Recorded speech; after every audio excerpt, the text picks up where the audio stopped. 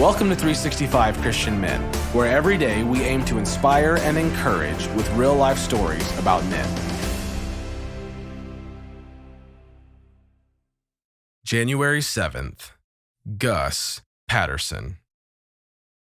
Gus had always been an athlete and a man who likes a challenge. In 2017, on the cusp of turning 40, he entered a 5K race, and he won. Clearly, the time had come to run a half marathon.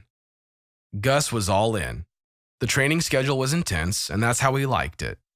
Gus liked to win, and winning demanded consistently training with long runs. So that's what he did.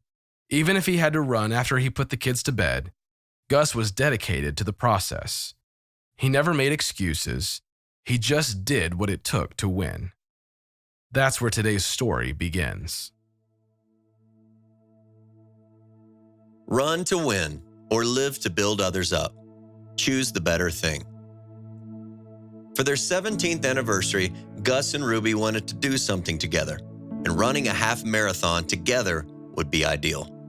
While Gus's goal was to win, Ruby's goal was simply not to die. They trained for 3 months, running 13 miles on mostly flat terrain. Gus was killing it. He had hit his goal to run an 8-minute mile. Ruby was averaging a steady 12-minute mile.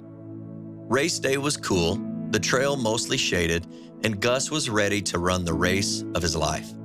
As they started off, Gus saw that Ruby was giving it her all, but the course was much more rigorous than either of them had anticipated. The race pamphlet mentioned rolling bluffs. No problem, right? Turns out, rolling bluffs is code for steep, sandy hills.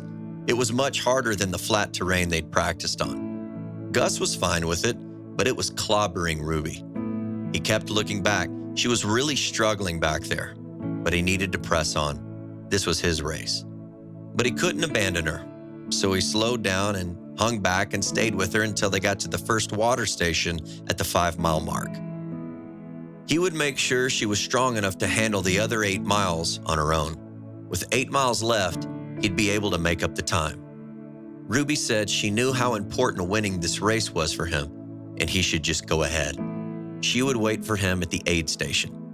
But Gus knew Ruby was capable, and he wanted her to see it too. Seeing her gain confidence was worth more to him than winning any race. Through the next 8 miles, Gus ran ahead of Ruby and pointed out potential tripping hazards and paced her. Gus ran as fast as he could to the top of the big hill and jumped up and down and cheered, "Come on, Ruby, you got this. You're almost there." Ruby said she felt as if she were dying, and she couldn't understand where Gus was finding all this superhuman strength. He saw that his exuberance was encouraging her, but once in a while she did look a little ticked off too. Every time she wanted to give up, he reminded her of how proud he was of her and what a pleasure it was to be able to do this together. The more fatigued she got, the more Gus just wanted to be there for her. He ran back to meet her at the bottom of the hill, but this time he decided to run behind her. "Ruby, you can do this, and I'm not going anywhere. We started together, and we're going to finish together." His voice behind her in the open space ahead gave her the chance to set the pace. Gus knew that's what she needed. He was okay with letting Ruby set the pace. Ruby was always kind of bossy anyhow, and that's what made him fall in love with her to begin with. Finally, on flat ground and just 1 more mile to go, Gus pulled beside Ruby and grabbed her hand.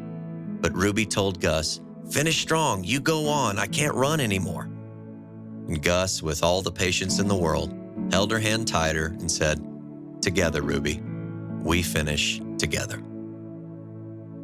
2 Corinthians 13:10 says, "This is why I write these things when I am absent, that when I come, I may not have to be harsh in my use of authority, the authority the Lord gave me for building you up, not for tearing you down." Who can you run alongside this week who needs your encouragement? Can you use your strengths to help someone else find theirs? Run to win or live to build others up. Choose the better thing.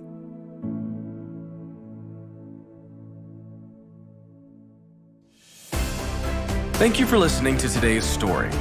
Every day of the year, our hope is to inspire you with real-life stories of faithful men who have gone before us.